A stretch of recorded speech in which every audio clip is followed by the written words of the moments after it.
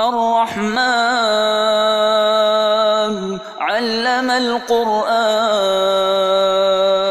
خلق الإنسان علمه البيان الشمس والقمر بحسبان والنجم والشجر يسجدان والسماء رفعها ووضع الميزان ألا تطغوا في الميزان وأقيموا الوزن بالقسط ولا تخسروا الميزان والأرض وضعها للأنام فيها فاكهة والنخل ذات الأكمام والحب ذو العصف والريحان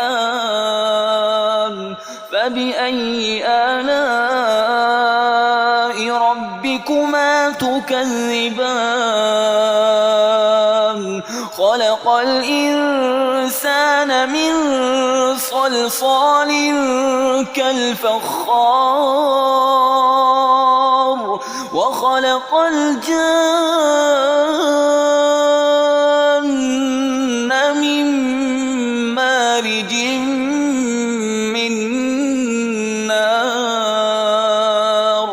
فبأي آلاء ربكما تكذبان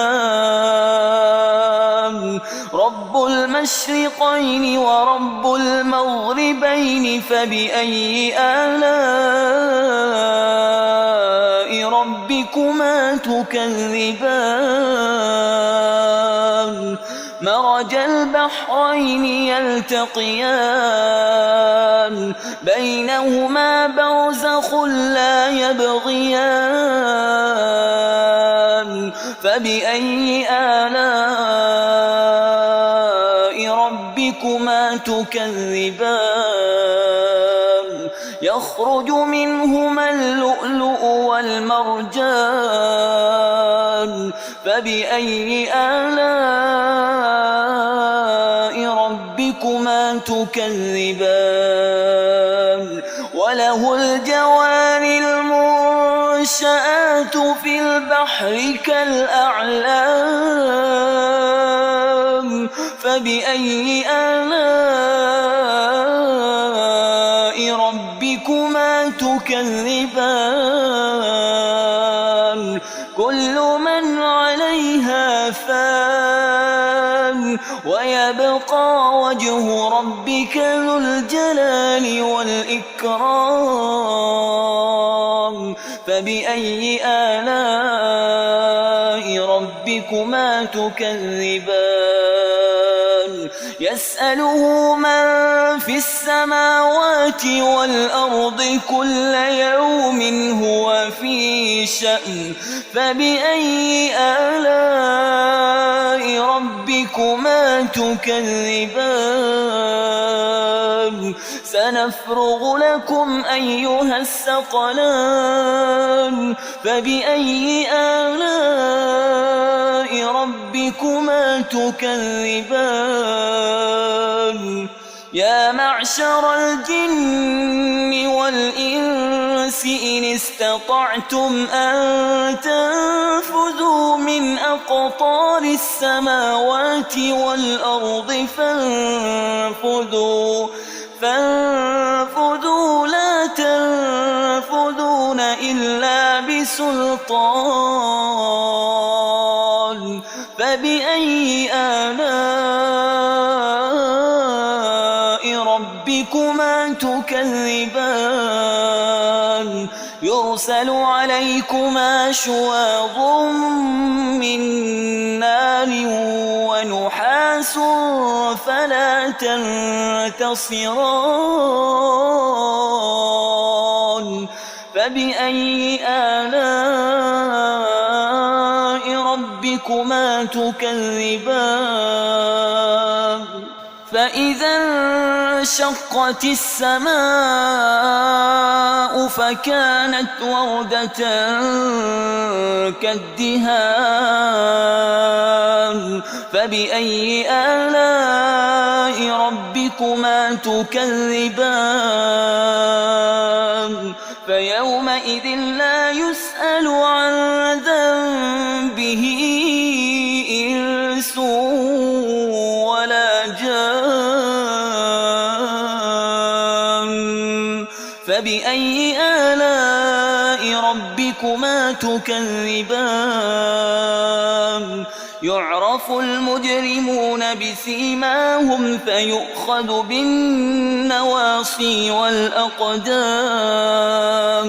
فبأي آلاء ربكما تكذبان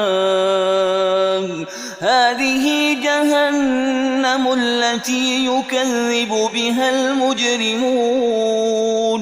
يطوفون بينها وبين حميم آن فبأي آلاء ربكما تكذبان ولمن خاف مقام ربه جنتان فبأي آلاء ربكما تكذبان ذواتا أفنان فبأي آلاء ربكما تكذبان فيهما عينان تجريان فبأي آلاء ربكما تكذبان فيهما من كل فاكهة زوجان